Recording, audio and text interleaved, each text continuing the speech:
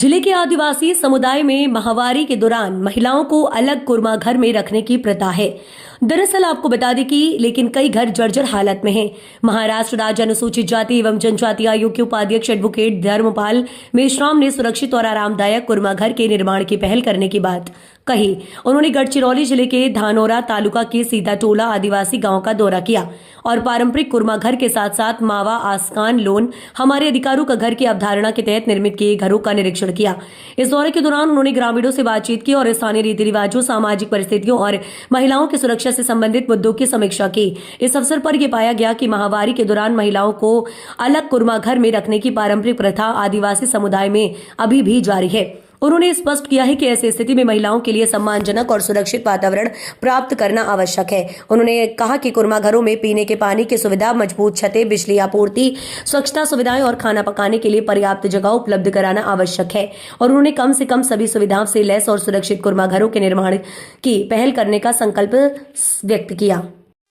धानोरा तालुक्यातील एका सीताटोला या नावाच्या गावी एका कुर्मा घराची पाहणी मी काल अनुसूचित जाती जनजातीचा आयोगाचा उपाध्यक्ष नात्याने जाऊन प्रत्यक्ष पाहणी केलेली आहे। गावाच्या बाहेर कुठेतरी एखाद्या पडक्या घरामध्ये मासिक पाळी आलेल्या किशोरवयीन मुलींना राहायला लागतं, ही अत्यंत दुर्दैवी बाब मला त्या ठिकाणी निदर्शनास आलेली आहे।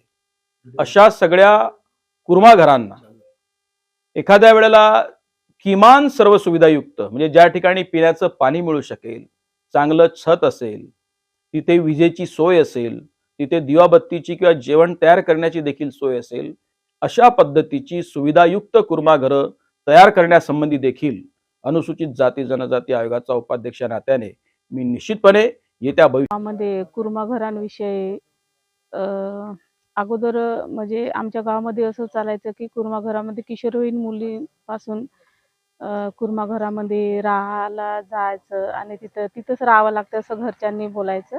आम्ही तिथंच जाऊन राहायचं।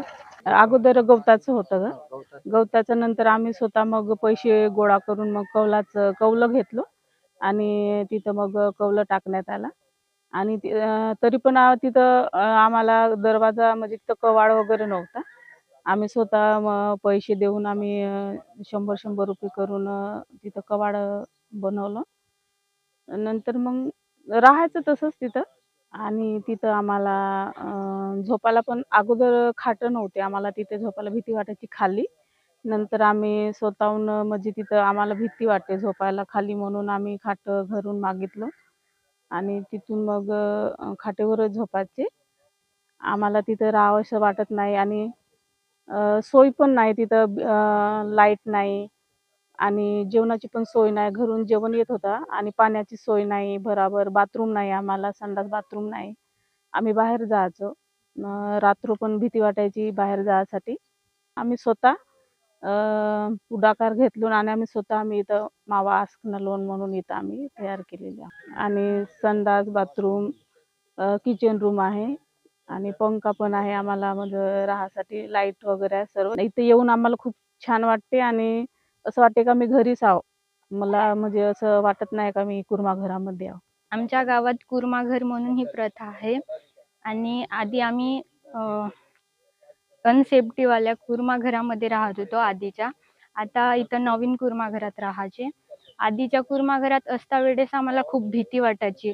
तिथं लाईट नाही, वॉशरूम नाही, काही नाही आणि ते एकदमसे असं म्हणजे कम्फर्टेबल नव्हतं, तरी पण आम्हाला तिथं राहावं लागत होतं। खूप भीती वाटायची। आता आम्ही इकडे नवीन कुर्मा घर बनवून दिलं, तिथे राहतो। इथं छान वाटते आम्हाला, येणार जाणार दिसतात आणि कम्फर्टेबल पण आहे। इथं लाईट आहे, सगळं आहे, सगळे मतलब वॉशरूम सगळं सोय आहे, तर आम्हाला इथं राहायला छान वाटते। आणि आधीच्या कुर्मा घरात तर खूप भीतीच होती, तर आम्ही आता तिथे जाणं पण बंद केलं आणि इकडे राहायला